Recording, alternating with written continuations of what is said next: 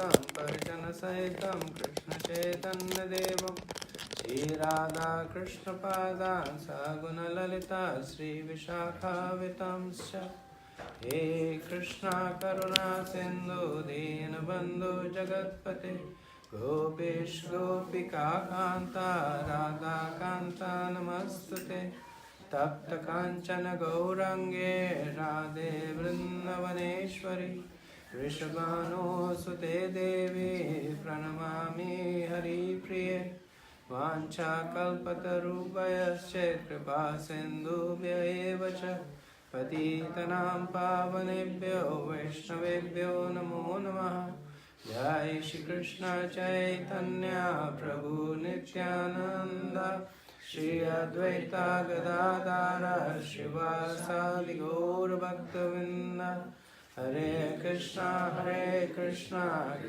Krishna Hare Hare Hare Rama Rama Rama Hare Hare. So the pastimes of Lord Ram, they are predominantly given to us in the great scripture called Ramayana. The author of Ramayana is sage Valmiki. So Valmiki himself is a very exalted personality. So he writes about himself, about his origin, that he used to be a robber and a thief who lived in the forest, and he would waylay travelers in the forest, steal from them, kill them, plunder their wealth. So his name was Ratnakar, Dayasu Ratnakar, and that's how he was supporting his family. So once he happened to see a saintly person go, and he being what you would call an equal opportunity robber, he stopped that person and said, "Give me everything that you have." Now that personality happened to be Narad Muni. So Narad Muni said, "I have nothing. I am a renunciate. All I have is what I am wearing." So Ratnakar said, "You should have something. And I have not been able to get anything to support my family, so you should give me something, otherwise I'll kill you." So then Narad Muni said, "Let me ask you this, that do you know that what you're doing is sinful?" So remember, this was a different time. This was Satyug. So in Satyug, personalities like these were very rare. Very, very few people who took to because in Satyug, the mode of goodness very, very prominent. So very few personalities like this. So that's why Narad Muni was very surprised to see him. And then he says, "Do you know that this whatever you're doing is very sinful?" He says, "Yes, I know it's sinful, but I support my family as a family person. I'm a father, I'm a husband, I have my family. I have to do whatever I need to do." So the Narad Muni says that all these sins that you're accruing just for the sake of your family, will they be participating in taking away the reactions? Is your reactions going to be distributed with them? So Ratnakar said, "Of course. We are all in it together. We are a family unit." And Amish said, "Why don't you go and find out?" So Ratnakar says, "I'm not falling for that. That I go and find out, and in the meantime you disappear." And Amish said, No, you tie me to a tree and then you go and find out." So okay, he ties him to a tree, he goes to his family. He asks his wife that, "You're my wife, and all that I'm doing, all the sinful activities I'm doing is to support our family. So you will take a part of the reactions." And she said, "No. Because as a husband, it's your duty to support the family. I didn't ask you to take to this path. You could have taken a pious path also." So in the scripture that is said that the wife gets half the pious credit of the husband. And the husband gets half the sinful reactions of the wife. So it's kind of a reverse discrimination that happens. We don't know how far that is true, right? We have the authority. We just believe that. That's it. We have the authority of the scriptures. Yeah. So he asked his son the same question, and they give the same answer. That we are dependent on you right now. So we have not asked you to undertake this path. So whatever that you're achieving or accruing is completely because of your activities. So this was like a big wake-up call for him. So he was thinking that all this that he's doing is for his family, and then he realizes that he's alone.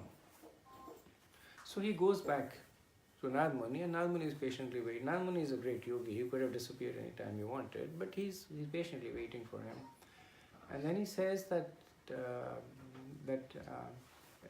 I'm confused now.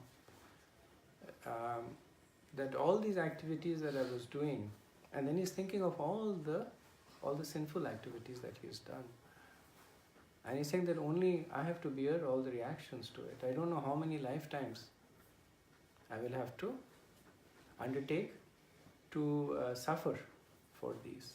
So you have to tell me some way to alleviate it. So Narad Muni says, I have a very easy solution for you. That you chant the names of Ram. And by chanting the names of Ram, more sinful reactions than all that you have accrued, not only in this lifetime but in all your previous lifetimes, will be washed away. So Ratnakar says, that's all? All you have to chant is this name? So yes, that's all you have to do. Chant this name with faith. Right? So the point that Chitra you're making, that the whole process of spirituality is based on faith. Right? So not only spirituality, our whole lives are based on that's right. On faith. Right? We go to sleep at night, and we'll send an email that I'll talk about this tomorrow morning. So we have faith that we'll be there to talk about it. So then Ratnakar, he started trying to chant, but he was so sinful that he could not chant. He could not say Ram. And Narad Muni, so those of you who know Narad Muni, he has the true spirit of a preacher. So he didn't walk away from Ratnakar, saying that you're so sinful that you can't even chant the name of Ram, so there's no hope for you. No, he said, you can't chant Ram, you're used to killing people, you chant Mara. Say, okay, I can chant Mara. So he starts chanting Mara, Mara, Ram, and then that's how it becomes Ram. So two very important things come out of this interaction. One is the mercy of the devotees, and the two is the potency of the holy name. So even though the holy name makes itself very, very easily accessible, but still having the faith to chant it is a benediction. So we have that experience ourselves that sometimes, Prabhupada had met so many people, he would say chant. Out of the 100 people he would say chant, maybe 10 people would chant. The other 90 would not. I remember in India, initially everybody I used to meet, I used to say chant Hare Krishna. And they would say can't chant. It's very difficult for me to chant. I would say, what's difficult in it? You do so many things, just take 10 minutes out in a day and chant. And they would try, and it won't work out also. So even though it seems very easy, it seems very simple, but in the Bhagavatam it is said that a person who takes to the process of chanting of the holy name, it should be understood that he has done all the pious activities that are needed in his previous lives. He has taken bath in all the holy tirthas. He has given charity to qualified Brahmins. He has expunged himself of so many sinful activities and accrued so many pious credits. Then he gets an opportunity to chant the holy name. Then he can take to that opportunity to chant the holy name. So the chanting of the holy name is the most potent and open secret that is most difficult to access. Sometimes people would criticize Srila Prabhupada that spirituality is such a confidential and exalted topic. Like in conventional India, if you go to the Smarta Brahmins, they will chant the mantra in your ear because it's so confidential that they don't want others to hear it also. And then when we get our Gayatri, then our Guru Maharaj chants it in the ear. And then when we chant it, we are supposed to chant it with our mouth closed. In fact, they say that even your tongue should not move when you're chanting the Gayatri. And that is, it is a different kind of mantra with a different potency. The Hare Krishna Maha Mantra that's the reason it's called the Maha Mantra, that it has supreme potency because it is openly available. There are no explicit preconditions there other than a genuine desire and faith in the person to chant. And then we see Narad Muni's mood, that he does not walk away from Ratnakar. Now, he does not say that you're a Dayasu, you're a bandit, you're a killer, you can't even chant Lord Ram's name, so get away from me. You see that he actually corrupts the name of Lord Ram. He says that you flip it around and say Mara. When Chaitanya Mahaprabhu came, then before him the Hare Krishna Maha Mantra was a little different. It was Hare Rama, Rama Rama, Hare Hare, Hare Krishna, Krishna Krishna, Hare Hare. But that's a Vedic mantra. It appears in the Kali Sanataran Upanishad, in a conversation between Lord Brahma and Narad Muni. So because it's a Vedic mantra, the stipulation is that one should be qualified to chant a Vedic mantra. And there are several qualifications, not just for the person, not just the person who's chanting, but the time of chanting it, the shuddhi of chanting it. Like again, the Gayatri mantra is, now we don't do it because again, practically it's not possible, but it's chanted 3 times a day, which we do, but the ideal condition is that you should chant it after taking a bath, wearing clean clothes, you should do achman, you should face in the proper direction, you should have your Brahman thread with you, then you chant the Gayatri mantra. Right? So Chaitanya Mahaprabhu, then he understood that even though this Maha Mantra is most potent, if he gave it to everybody as it is, then there would be opposition, especially from the Smarta Brahmins. That how are people who are not qualified are chanting it. So Dayasu Ratnakar, he at least had this conception that he was doing sins. He understood that he was performing sinful activities. But in the current day and age, most of the people, they're oblivious to it. They have different notions that since everybody is doing it, it's okay for me to do it. Or who knows what will happen, who knows if there is something like piety and sin, who knows that what happens before or after. So there are people who won't even accept this notion of that there is some level of accountability. So much more degraded than Dayasu Ratnakar. So Chaitanya Mahaprabhu, he did something very similar to what Narad Muni did. That he flipped the mantra. You put Hare Krishna, but when you chant it on and on, then it's the same. Whether Krishna comes before or Lord Ram's name comes before. So Dayasu Ratnakar, in that mood, he sat down and he started chanting Maramara, then he started chanting Ram Ram. And the potency of the holy name is such that it purified the chanter, even though the person did not have full understanding. So if you notice that he did not go and study the scriptures, he did not perform any specific austerities, his only one austerity was sitting and following the instructions of his spiritual master with faith and chanting the holy name. So because of that potency, then he began to chant Lord Ram's name. And then as he chanted Lord Ram's name, his faith so through name, so Naam, Roop, Gun, Leela. So the name, form appears. Through the form, qualities appears. And from the qualities, the pastimes appear. So he went successively deeper into his understanding of the personality of Lord Ram. Now, one thing to notice here is, all this was happening before Lord Ram appeared.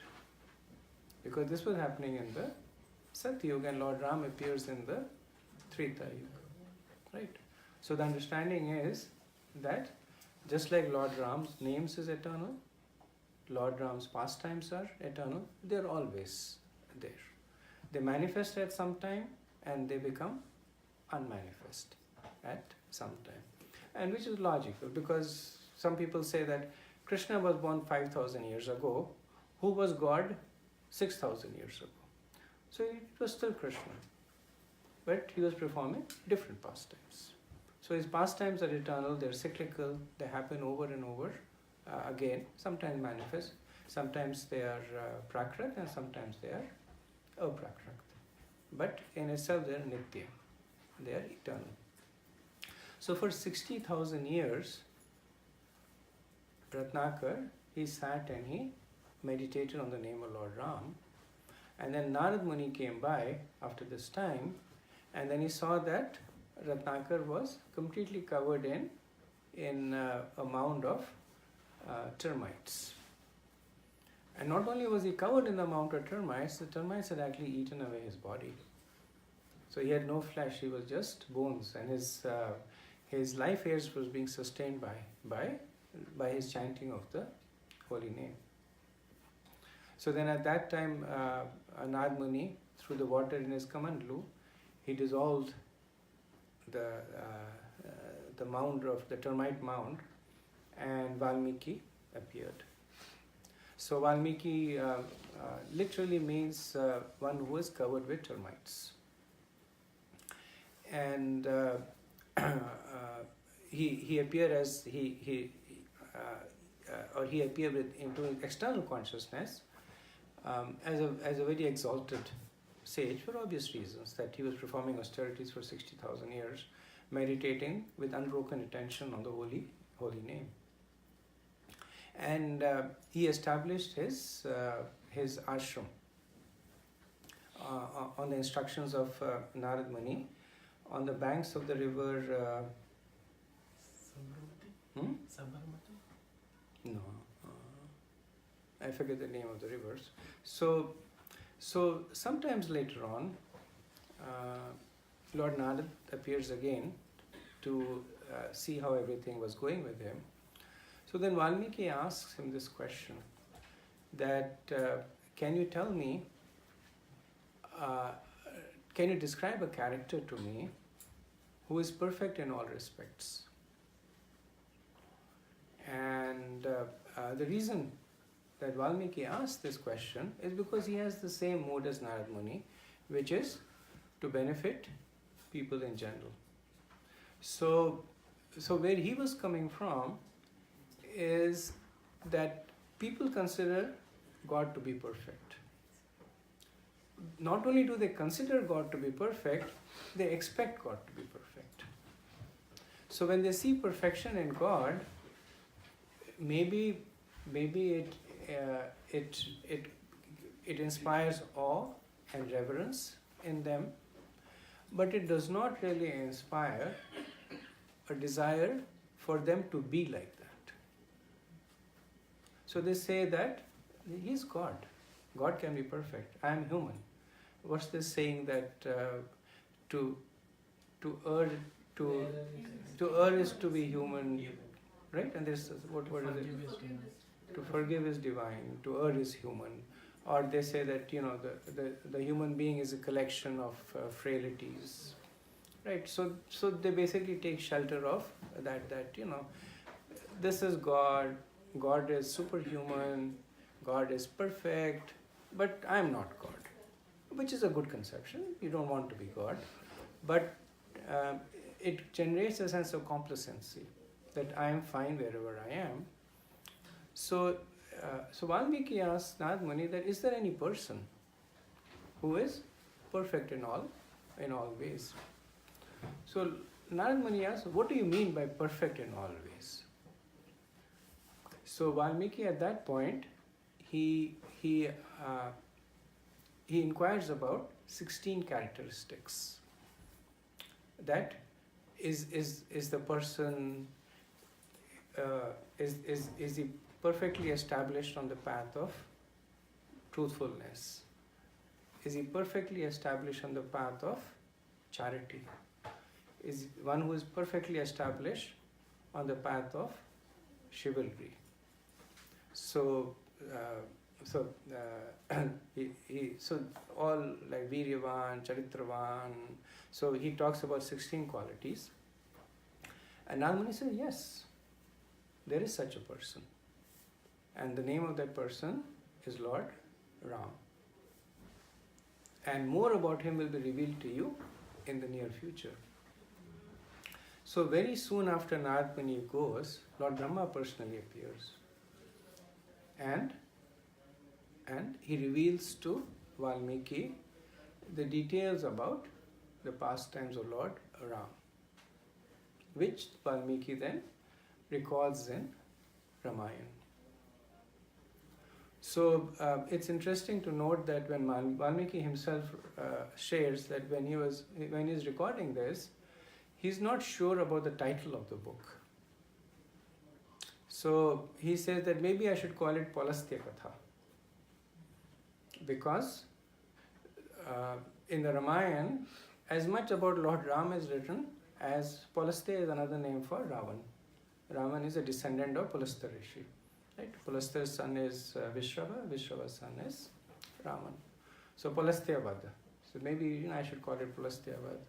Then he says, actually no, a better name would be Sita Charita, because it is essentially a book that talks about the highly exalted characteristics of Sita Devi.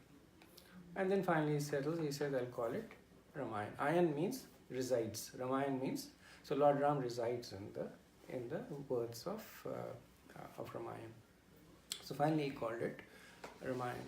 So most of what we know about the pastimes of Lord Ram come from the Valmiki Ramayana. The second source is the Adhyatmic Ramayana that appears as a part of Bhavishya Puran. So Bhavishya Puran is a very, very voluminous Puran that talks about the past, present and future. And there is a lot of details about Lord Ram, which is called Adhyatmic Ramayana. So the later compilation by Tulsidas, Tulsi Ramayana, is actually a combination of these two. So he has taken something from Valmiki Ramayana, he has taken some details from Adhyatmic Ramayana, and of course because he is an exalted soul himself, he has added his own realizations and written it in. So both the original Ramayans are in Sanskrit and he wrote it in Avadhi so that it was easily available to, more easily accessible to people. So if you were to read Valmiki Ramayana, then you'll see that many of the popular pastimes are actually not there in Valmiki Ramayana. Right? Then the famous Lakshman Rekha is not there in Valmiki Ramayana. That's there from Adhyatmic Ramayana. So back to Ramayana. So the Ramayana starts with Maharaj Dashrath. It's a compilation of 24,000 verses. And devotees have different moods. So there are some devotees who are very devoted to Lord Krishna, and they draw a lot of pleasure from listening to the pastimes of Lord Krishna. Their devotees are very dedicated to Lord Ram, and they're both okay. They're both, because they're non-different. Lord Krishna and Lord Ram are non-different. So based on your own prarabdha, your previous attraction, based on your constitutional position, there may be somebody who are attracted to Lord Ram. So devotees of Lord Ram will often say that the pastimes of Krishna are described in the Bhagavatam, which is only 18,000 verses. For our Lord Ram, 24,000 verses are used in Ramayana.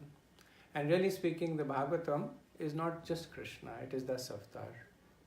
Krishna only appears in the 10th canto, but otherwise the other incarnations. So the 9th canto is Lord Ram in the Bhagavatam, but the other incarnations come.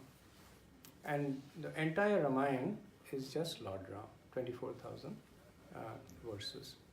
So just like the Bhagavatam is considered to be a commentary on the Gayatri, on the one word of Gayatri, which is Dhimahi, the Ramayana is also a commentary on one word of the Gayatri, which is Tapaha.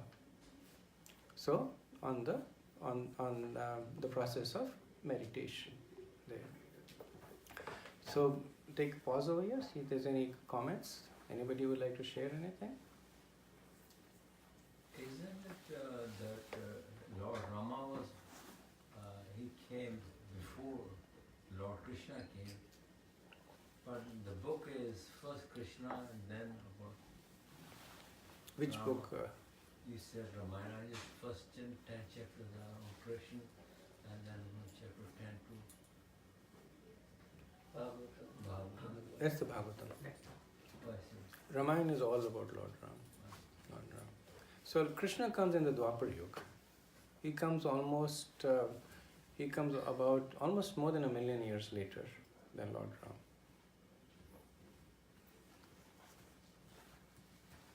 Annika? Lord Ram called Maryada Purushottam? Is he? So that was one of the qualities that Valmiki asked of the 16 qualities. So Purushottam, thank you for asking the question. So Purushottam means the best of the persons, right? Yes. So when you see Lord Ram's pastimes, they are very human-like. So Krishna was never shy about revealing his divinity. Right? He was always God. He never hid it. He picked up a mountain when he was just seven years old. That also on his little finger. He was killing demons left, right, and center. And, so he was doing things that were obviously not possible for humans to do. And when people would glorify him as God, he would say, yeah, that's true. Because he never hid it. But Lord Ram, all his pastimes are very human. They may be superhuman-like, but they're human. Krishna has examples that, pick up that mountain like Krishna, because that was not Krishna's intention. Yeah?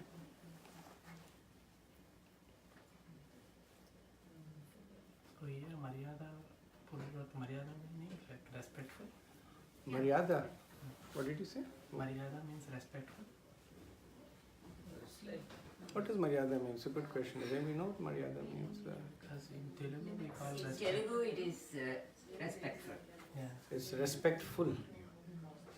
Yeah, I think that's pretty close, right? Maryada in Hindi is like to be within your limits, know your boundaries.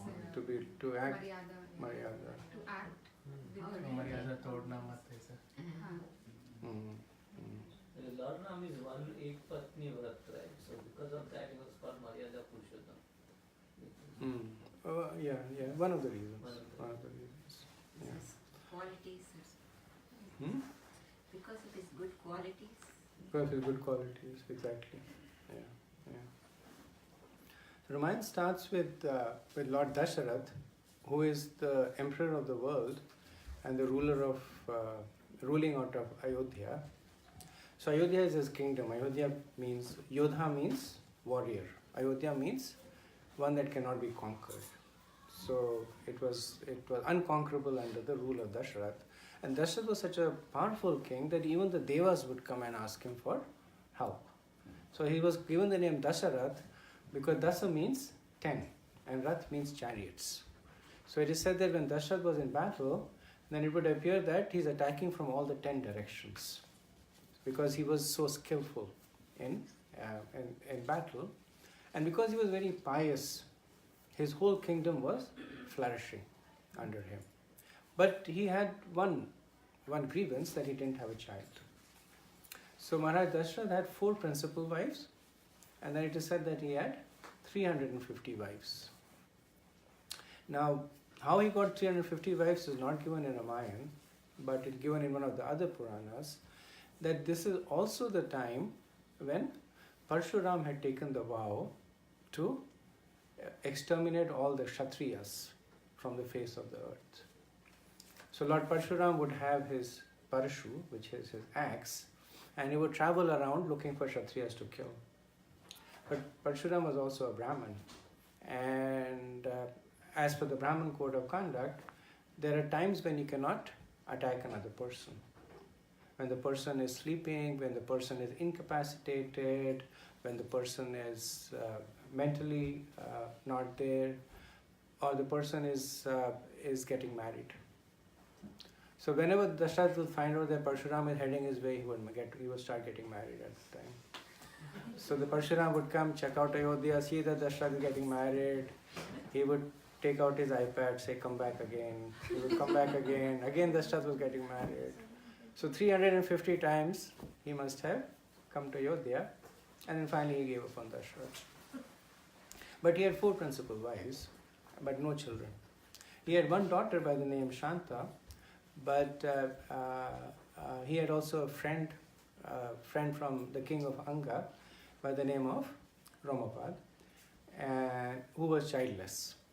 So out of affection for his friend, he had given his daughter to him. So Shanta was adopted by Maharaj Ramapad.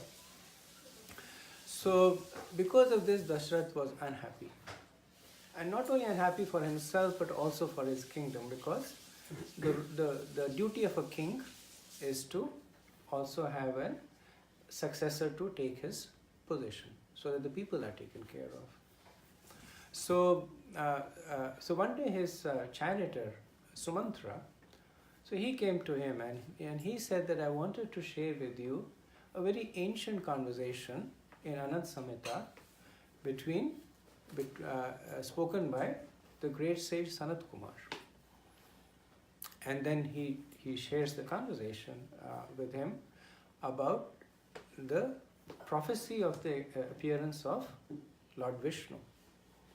And he says that it has been prophesied that Lord Vishnu will come in the house of a great emperor by the name of Dasharath.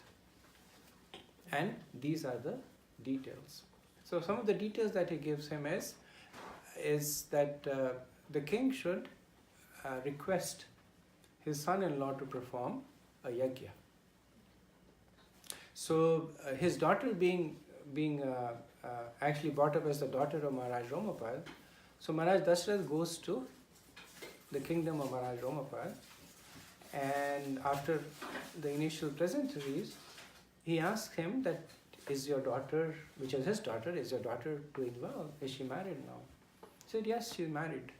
And she is married to a sage by the name of Rishi Shringa. So Rishi Shringa is himself a great personality. He is the son of the sage Vibhandak, and there's a long pastime, we don't have the time to do that, but a very exalted, pure personality. So Maharaj Dasharath, he prays to Rishi Shringa that you come and you perform a yajna for me by which I can have a son. So Rishi Shringa said, yes, I will come and I will perform the Putra Kameshi yajna, but I will come in 1 year's time, because it will take you that long to do the preparations. So he gives them an elaborate list of this is all that you need. And Maharaj Dashrath, very gratefully, he takes the list, he gives it to Sumantra, and for 1 year they prepare. They invite all the other kings, they collect all the paraphernalia, and then on the prescribed date, Rishi Shringa, he comes into Ayodhya. So Rishi Shringa, because of his austerities and his purity, wherever he would go, it would be spring over there. So when he entered Ayodhya, so along with him, spring also entered. So the flowers started blooming, and Rishi Shringa then he performed the yajna. So at the end of the yajna, a divine personality appears from the fire with a golden bowl that is filled with payasam. Payasam is kheer, rice pudding. And he offers it to Dashrath, saying that you give this to your wife and your desires will come true. So while this yajna is going on, the devas, they are also holding a conference, saying that this is a good time for us to seek relief from this demon Ravan. Because at this time also, Ravan has become very, very powerful. So powerful that he has driven all the devas out. He has driven Kuber out of Lanka and taken over Lanka. He stopped the worship of Indra. He is controlling all the planets. So all the devas are terrified of Ravan. But they can't do anything to Ravan because he has performed so many austerities that he has got his benedictions from Brahma. That very much like Hiranyakashipu, he has got his benediction that he cannot be killed by any deva, by any gandharva, by any siddha. So many benedictions that he had taken. So because of that, he was invincible. So the devas go to Brahma and say that because of all these benedictions that you have given, we are in so much of trouble now. Now you have to find a way for protection for us. So Brahma says that I don't give these benedictions out of my free will. But because of the power of their austerities, I am forced to satisfy what they ask. So Deva says that may be as it is, but the result is that this whole universe is going into more and more sinful. So you have to help. So what does Brahma do when he is in trouble? He goes to Lord Vishnu. So he takes all the devas, he goes to Lord Vishnu and he says, you have to protect us. So Lord Vishnu says, don't worry, that I will personally appear with my expansions in the house of Dashrath. And he instructs the devas to also appear in the families of the Kimapurushas in Kishkinda. So the devas, by their expansions, they start appearing in the families of the Kim. So the Vedas say the Kimapurushas. So because of because of movies and all that, we think that they are a subhuman species, but the Vedas say that they are actually a superhuman species. So Purusha means humans and Kim means are they humans. So they look like humans, but they're not humans. They have much more mystical powers. They're born with much more strength. And in the other part of the Puranas is written that they live in their own regions in different planets. But because of this benediction, or rather this instruction by Lord Vishnu, they start appearing in the region of Kishkinda as their expansions. So Indra expands into the king of the Kimpurushas as Vali. And Surya expands as Sugriv. And Vayu expands as Hanuman. So in this way, different devas, they appear, and these personalities are strong, they are pious, and they are so valiant that the whole earth would shake when they would step around. Vali was so powerful that once Ravan heard about him, and because Ravan himself was so very much like the mood of champions, that if they hear of another champion, they want to see who's better. So Ravan had once heard about the strength of Vali. So he said, let me go and fight with him to see who's stronger. So he kept waiting for Vali, but he couldn't find him. So then somebody told him that every day morning, Vali, he goes to the four corners of the world to give his prayers. So you can find him over there, and then you can engage in combat there. So Ravan waits at one of the corners, and Vali comes, and as he is offering his prayers, Ravan, he creeps from behind him to attack him. And then Vali very negligently, he wraps Ravan around his tail. And with Ravan bound in his tail, he jumps to the other three corners. And he does his prayers. And then Ravan, with all his strength, and he has immense strength, with all his strength he is trying to free himself from the tail of Vali. But he is unable to do so. And then finally, Ravan, also being a very adept politician, then he starts speaking in a very, he starts glorifying the strength of Vali. That you're very strong, and strong people tend to be very kind and forgiving, and how long are you going to carry me around in your tail? It's not good for me, I'm a king myself. So very negligently then Vali leaves him, and he says, don't just come back here. So then Ravan comes back. So very, very powerful personalities. They appear waiting for Lord Ram to appear. And when Lord Dasharath gets the payasam, so he gives half of it to his eldest and principal wife, Kaushalya. And then the remaining half, he divides it into two parts, and half of it he gives to Sumitra. And the remaining half, or what was remaining, which is really a fourth now, he divides it into two halves and gives half to Keikei and half to Sumitra again. So because Sumitra got two portions, she gave birth to twins, which is Lakshman and Shatrughan. And Kaushalya Devi, she gave birth to Lord Ram, and Keikei gave birth to Bharat.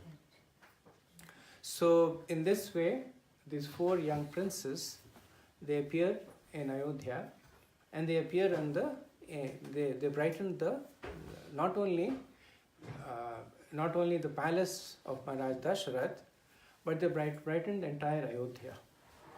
And because of their influence, everything became auspicious. So in the Ramayana, not much is written about the childhood pastimes of Lord Ram. One difference between Lord Ram and Lord Krishna. Lord Krishna's childhood pastimes are extensively written about. Lord Ram, minimal is written, other than the fact that one of the qualities that he embodies as a child, which he continues to embody, is that of obedience. Very, very obedient to his elders and his parents, and that's the quality that we see will play out over and over again. So when Lord Ram was 16 years old, then everybody in Ayodhya is anticipating the imminent coronation of Lord Ram, that he had come to age, and the people in Ayodhya were so much in love with Lord Ram that they just could not wait for him to become the emperor of the world. So at that time, sage Vishwamitra comes to Ayodhya. And Vishwamitra, he enters into Ayodhya, and so at that time, to some extent now also, but at that time, the protocol was that the Brahmins were never stopped. So even though there were palaces and palace guards and soldiers, but nobody stopped Vishwamitra. He walked all the way into the inner palace of Dashrath. As soon as Dashrath saw Vishwamitra, he got down from his seat and he offered his own throne to Vishwamitra. So the acharyas say that Dashrath was the emperor of the world. He was so opulent that there was nothing that he could not have. But yet, all that he had was not even compared to the dust on the feet of Vishwamitra. So, they make this point to say that through the process of renunciation, one becomes much more wealthy. Because Vishwamitra had nothing. He just had the clothes on the back of his body. He had a danda and the clothes. But he was renounced. So what matters is not how much you have or you don't have. What matters is how much you're attached to them. And in that way, Vishwamitra was much more opulent than Dashrath. Because he was completely renounced, completely detached. His only wealth was his spiritual austerity. And Dashrath, as an exalted king, even though he was not at that level, he could appreciate that level. So after washing the lotus feet of Vishwamitra, he says that so each of these conversations are very representative. Every word spoken by great people contain so many realizations. So Dashrath says that as a grahastha, I am sinful by nature. Even though Dashrath is not sinful, but he's taking that position. He says, as a grahastha, I am sinful by nature. All day I keep worrying about how to take care of my family, how to fight against my enemies. I live in this duality, that this is my friend and this is my enemy. This is good for me and this is bad for me. I have no faith in the personality of Godhead. So this is Dashrath, whose son is the personality of God. He's saying, why? Because I keep planning for my future. I think that I am in control of my future. If I do this, this will happen to me. If I don't do this, this may not happen to me. So he says, I'm such a wretched person. And you are a person who's fully enlightened. So I must have done, in all my sinful life, I must have done some pious activities, because of which you have come to my house. So now please tell me, what can I do for you? If you want my kingdom is there for you. In fact, I would like you to take my kingdom so that I can retire to the jungle and try and perfect my life. So Vishwamitra says, I haven't come for your kingdom, but I have come for your help. And then he says that I'm performing a long austerity along with my disciples in the nearby forest, but there is a group of demons over there who keep coming and they keep spoiling our yajna. So Dashrath is happy now, because that's what Kshatriyas live for. Kshatriyas live for battle. So you tell them there's a battle and they will roll up their sleeves, they'll take the sword, bow and arrow, and they're like, okay, time to fight. Dashrath said, yeah, sure. Tell me their GPS coordinates, I'm going there right away. And Vishwamitra says that I don't want your help. I want the help of your son. So Dashrath is taken aback and he says, but he's just a boy. And I promise to you that I will protect your yajna or give up my life. But my son, he's just a few years ago he was crawling. So this is the father's conception. For a father, a child is always a child. Even if you grow old and even if you like my hair are growing white, and my mother looks at me and says, why is your hair going white? I said, because I'm growing old. That's why my hair are going white. So, but difficult for the parents to be in that conception. So he said, he's just a child, he was just crawling. And now he's learning to walk. And you're asking him to fight. And can you tell me a little bit about these demons, these rakshasas who are destroying your yajna? And then Vishwamitra says that these demons are by the name of Marichi and Subhav. And they are associates of Ravan. Now Dashrath is really worried. Because even though he has never seen Ravan, he has heard about Ravan. In fact, one of the ancestors of Dashrath, Maharaj Aryama, was actually killed by Dashrath. Not by Dashrath, by Raman. So this is given in one of the Puranas, that once Raman was traveling in the sky, and on the earth he saw an effulgence. So he was curious. So generally, Raman, he was a Rakshasa who was considered to be a race that is much superior to the humans. So he didn't have much to do with humans. He would say, they are just pesky creatures. They're good for breakfast, lunch and dinner, but nothing more than that. So then he saw this effulgent, and he came down from his Viman, and he saw that it was the city of Ayodhya. And under the king, I'm not 100% sure about his name. I think it was Anaranya. Anaranya, maybe. Anaranya. Under the guidance of Anaranya, it was flourishing. So Raman, just out of sport, he attacks Ayodhya. And Ravan is Raman, very powerful. So he kills all the soldiers over there. Then Maharaj Naranya comes, there's a battle between the two. And then Ravan, he mortally wounds the king. So the king is lying on the ground, close to death. And then Raman comes, and just because he enjoys it, he comes and he stands by watching him die. So the king, he looks at him and says that, he looks at Raman smiling, waiting for him to die. And then he says, you should not think that you are the cause of my death. So Raman says, what are you talking about? The arrows that are there in your body have been cast by me. The wounds that you have on your body are from my sword. I am the cause of your death. So you should not think that you are the cause of my death. I am the cause of my death. My karma has resulted in getting me to this position that a low-born, despicable person like you has been able to kill me. So I am dying, but if I have committed any pious activities in my life, then I curse you that one of my descendants will be the cause of your death. And Raman, of course, Raman had so many curses that he forgot. He does not even take them seriously anymore. He just waits for him to die and he goes away.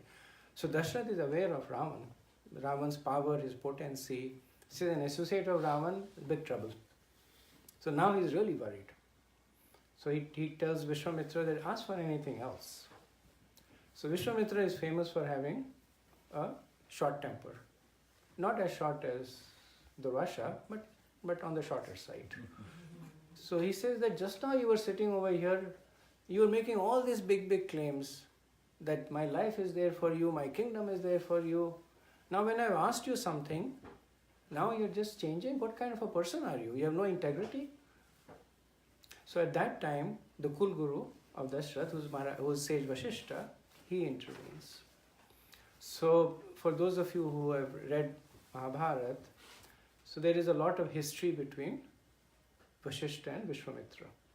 So they're old enemies, very bitter enemies.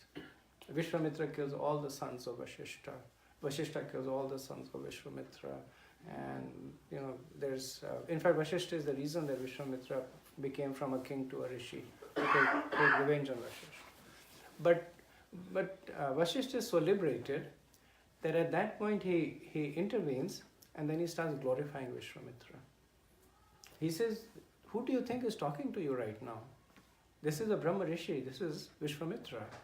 If he wants, he can simply take some water in his hand and destroy all these demons. But the reason he's not doing it is because he wants to glorify your son. You should be thankful to him instead of complaining. And then he says to Dashrath that you know that your son is the Supreme Personality of Godhead. How can anybody or anything harm him? He is under the guidance of this Brahma Rishi Vishwamitra. So with an open heart, you give permission for your son to go. So of course not with an open heart, with a heavy heart, but Dashrath gives permission for Lord Ram. And of course wherever Lord Ram goes, Lakshman also goes. So Lord Ram and Lakshman, they go along with Vishwamitra. So Vishwamitra, so it is said that every event in the life of Lord Ram is a teaching for us. So when Dasharatha asked Lord Ram to go with Vishwamitra, Lord Ram, he does not say that I'm just 16 years old, too early for me to go. He simply gives obeisances to his father, he gives obeisances to Vishwamitra, and then Vishwamitra leaves Ayodhya, and behind him Lord Ram is walking, and behind him Lakshman is walking. Very, very obedient. So this mood of surrender to proper authority, very, very strong, exemplified in Lord Ram. So Vishwamitra takes Lord Ram, and of course Vishwamitra is doing what he has been asked to do by the personality of Godhead, that is creating the environment for Lord Ram to be glorified. So while he takes him and he teaches him the art of fighting, of the art of casting divine weapons, etc., which Lord Ram, you can't teach the personality of Godhead, but he's again setting an example that everybody needs to take shelter of a guru. If you don't take shelter of guru, who's your guru? Your mind is your guru. Mind is a very dangerous guru, right? It's a very fickle guru. One day it will tell you something, one day it will tell you something else. One day it will say you're God, the other day it will say that you're a demon. One day it will say this person is your friend, the other day it will say this person is your enemy. Right? So mind is very unreliable. But the nature of us is that we need shelter. So it is said that either you take shelter in the proper place, or you take shelter in a place that is a slippery slope.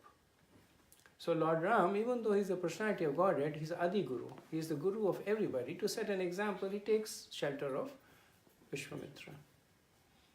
So then Vishwamitra is getting ready to start his yajna, and then he goes and in the morning he goes and wakes up Lord Ram. And then he recites these famous prayers. Kaushalya Chitra, you must be knowing that, right? The Suprabhatam prayers. Yeah. They are recited every day morning at the Balaji temple. Yeah. Kaushalya Suprada. Balaji Sannidhi, yes. Yeah, Kaushalya Suprada, Ram, Purva, Sandhya Pravartam, Uttishto, Uttishta. You have to get up and do your duties. Get up and do your duty. So that's how he wakes up Lord. Yeah. So he wakes up Lord Ram, he recites those prayers.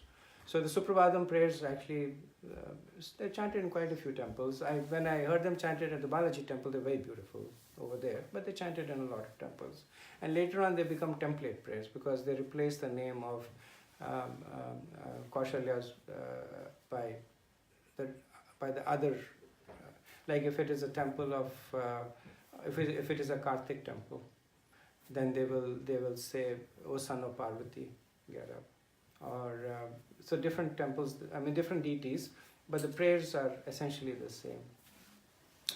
So Lord Ram gets up and then he assumes his position of being the guard of the yajna for Vishwamitra, and then as soon as the yajna starts, then Subahu and Marichi, they attack.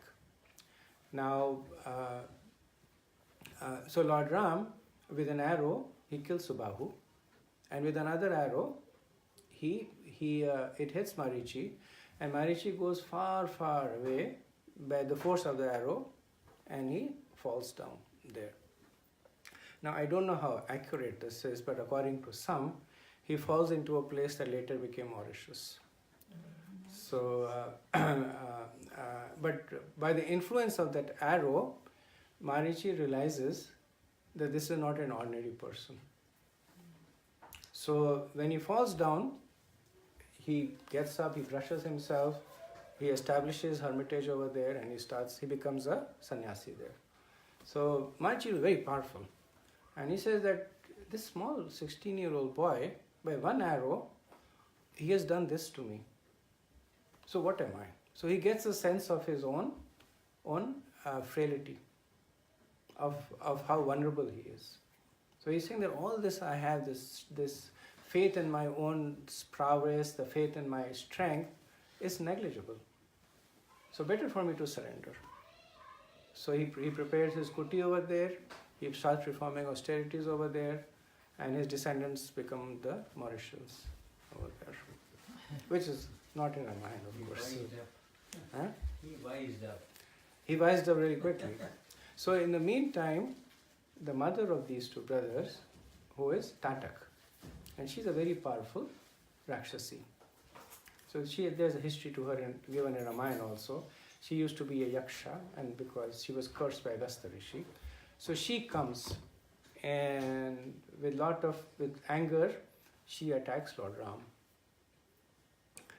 And Lord Ram, he's throwing arrows in order to slow her down, but he does not want to kill her because she's a woman. And Vishwamitra keeps telling Lord Ram, kill her. And his instructions of his guru is there to kill her. But then he also has this inherent chivalry of that the position is that of protecting a woman. So he's trying to incapacitate her, but she's very powerful. And then finally Vishwamitra, he gives him an instruction. And he says that evil has no face, evil has no gender, evil has no form, it is evil. So as a person who has come to vanquish evil, that should be your main duty. So then Lord Ram makes up his mind, and then with an arrow he kills Tatak. And then the whole forest changes, it starts flowering, and Vishwamitra is able to perform his yajna successfully. So following this, Vishwamitra, he ideally should have returned Lord Ram to Ayodhya, but he does not. So he says that I'm going on a pilgrimage. So you come along with me. Lord Ram says, okay. Lord Ram also doesn't say that, our contract is over now, time for me to go back to Ayodhya. So he says, Guru, he says, you come with me? He says, okay, I'll come with you. So of course, Vishwamitra has the plan B of his intended course of action, which is that he wants Lord Ram to marry Sita. So he takes Lord Ram to Mithila, and in the Ramayana, that journey itself is very wonderful, because it's actually a pilgrimage. He stops at various places. At various places, Lord Ram inquires from him that what is the potency of this place, what is the history of this place. So he talks about the origin of Ganga. He comes to the cottage of Ahilya, where by touching the lotus feet of Lord Ram, the rock that was Ahilya, who was the wife of Gautam Rishi, she assumes her original form, and then Vishwamitra talks to him all about the pastime of Gautam Rishi and Ahilya and Indra. And then finally, when they reach the outskirts of Mithila, then they're greeted by one of the sons of Vashishta. And at that time, Vashishta's son, he describes to Lord Ram in great details about Vishwamitra. So Vishwamitra is sitting over there, and he describes how Vishwamitra tries to kill him. So he's one of the sons who escaped the wrath of Vishwamitra. And in the past, things are they were being acted upon by the modes at the time, but they were all transcended the modes. And finally, they entered into the kingdom of Maharaj Janak. And there is this very, very famous Swayamvar, where the bow of Lord Shiva, that 300 and 350 horses would draw, that was supposed to be picked up and strung. So it is said that Ravan was very interested in marrying Sita, and he had come and he had tried to pick the bow, but he was not able to pick the bow. So if you look at it, Ravan was he had appeared at the time of a very, very ancient ancestor of Lord Ram. And Sita Devi, according to different acharyas, was maybe 10, 11 years old. So, age difference was about 1 crore years between Ravan and Sita Devi. That did not stop Ravan. He was not really interested in marrying Sita. He was his astrologers had actually predicted that whoever this girl will marry, or this girl's husband, will be non-different from Lord Narayan. So when Raman heard about that, he said, if I become her husband, I will become non-different from Lord Narayan. So he didn't look at it the other way around, that only Lord Narayan can become the husband of Sita Devi. He was thinking that if I become her husband, I will become non-different from Lord Narayan. So that's why he was very keen to marry her, but he couldn't pick up the bow. And of course, Lord Ram, not only does he pick up the bow, when he is stringing it, he actually breaks it. And then in the Swayamvar, Lord Ram is married to Sita Devi. So some of the other qualities that are worth noting, or I think in the interest of time, I'll speak about one quality of Lord Ram that makes that kind of includes all the other qualities of Lord Ram. So we see that Lord Ram, he is always the epitome of equanimity. You never see him speak harshly. Even in the battle with Raman would be chastising Ram, speaking a lot of negative things about Lord Ram. Lord Ram would speak derogatory terms to Ravan, but that's because they applied to him, not because he was being insulting. He was speaking factually, that you're a sinful person, which was a factual thing. He was always in control of his temper. You never see Lord Ram lose his temper. When Dashrath called Lord Ram to ask him to leave Ayodhya just the day before his coronation, then Lord Ram was very sad. And then Dashrath noticed that Lord Ram was very sad, and of course he assumed that he was sad that, just a day before becoming the emperor of the whole world, he's been asking to renounce everything. And then Lord Ram said, that's not why I'm sad. I'm sad because you thought that this is something that would matter to me. He said, I see that you are lamenting, that you are crying, that you are doing an injustice to me. I'm not able to comprehend what injustice are you doing to me. Because for me, following your instructions is the perfection of my life. So I must have done something to plant this doubt in your mind. There must have something that I had done that was improper, because of which you are thinking I'm that kind of a person who would be attached to the kingdom, who would be attached to ruling, over and above being attached to following the instructions of my father. So Lord Ram, he was so calm in all situations. But there are some situations where we see that Lord Ram, he so to speak, he loses it, right? So can anybody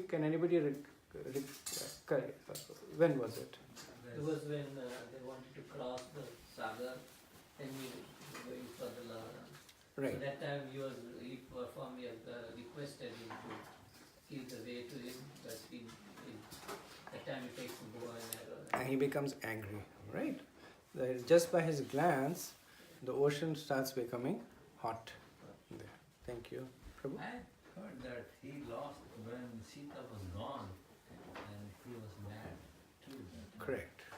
When he found out that Sita Devi was kidnapped or disappeared, he and that pastime is described elaborately, that how in his bewilderment he was asking trees and rocks, have you seen Janki? Yeah. Have you seen Sita? Yeah. So that is another time. What's another time when you see Lord Ram being bewildered? When Lakshman is fighting with Indrajit, and Indrajit he mortally wounds him to the point where Lakshman would eventually give up his body, and we see Lord Ram both grief-stricken and angry also. Right? And there may be one or two more cases. But in all these cases, you see that Lord Ram's anger is manifesting when a devotee of his has been put into some kind of trouble. So it is never for himself. So never is Lord Ram angry that I have to go to the forest and be barefoot over there. He's never angry that I have been attacked, my body has been wounded.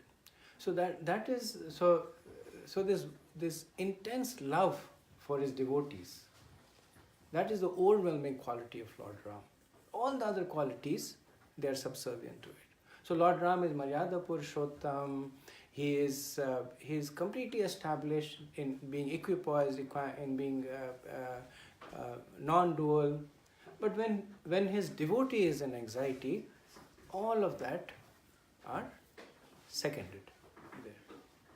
So in fact, when Parvati Devi, she saw Lord Ram being so bewildered on the absence of Sita Devi, so she turns to Lord Shiv and she says, are you sure?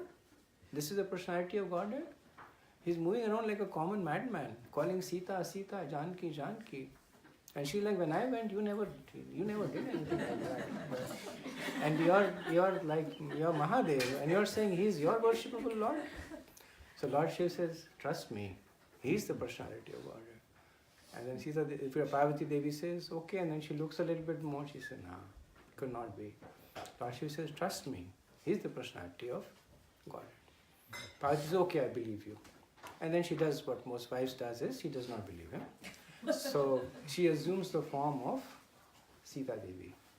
And then she comes and stands on the path of Lord Ram.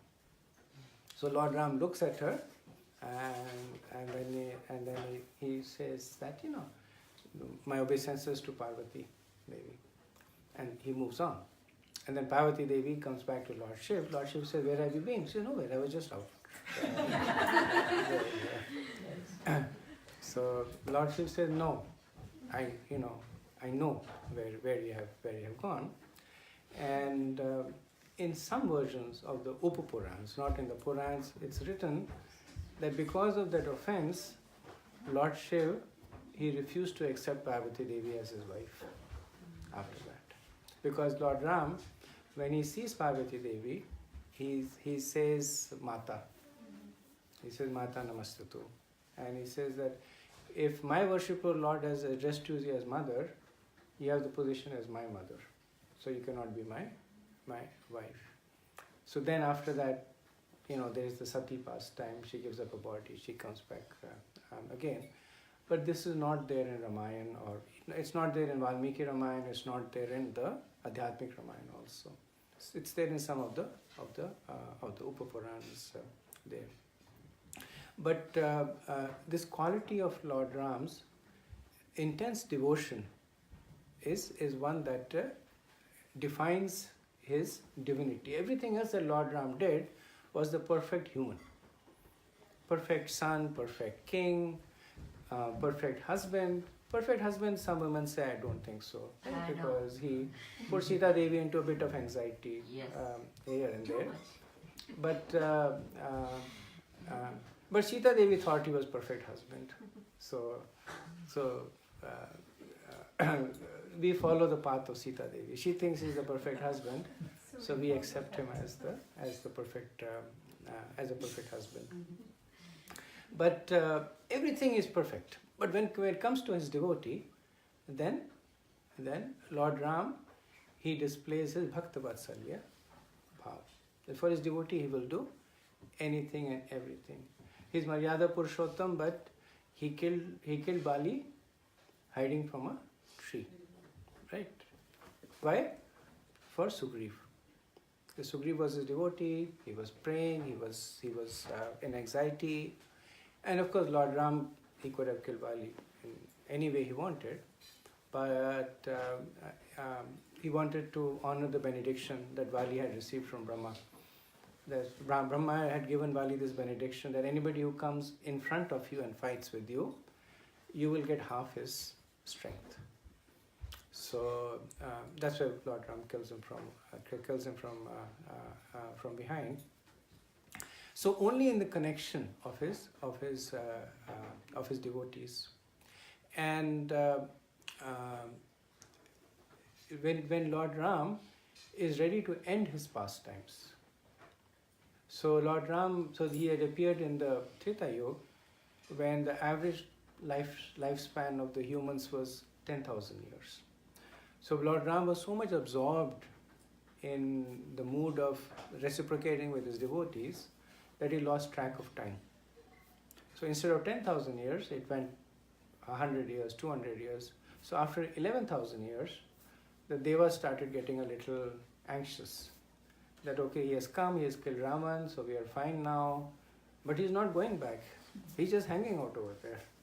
So they tried to create the situation to remind Lord Ram to go back. And again, that's an elaborate pastime of how Yamraj goes in, and some, there's a lot of details over there. But when Lord Ram went back, he didn't go back alone. So it's said that when Lord Ram,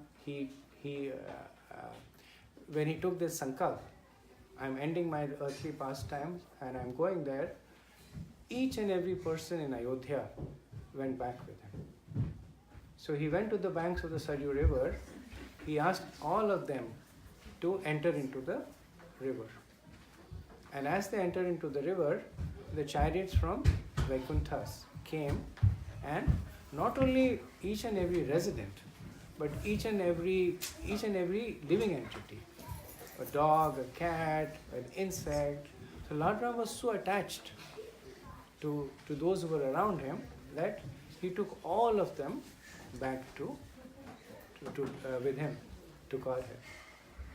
So one of the prayers that we have for Lord Ram is that in the Bhagavatam it is said that when Jay and Vijay, they were cursed by the 4 Kumaras, so they appeared in 3 consecutive yugas as demons, and they were representing the three anarthas.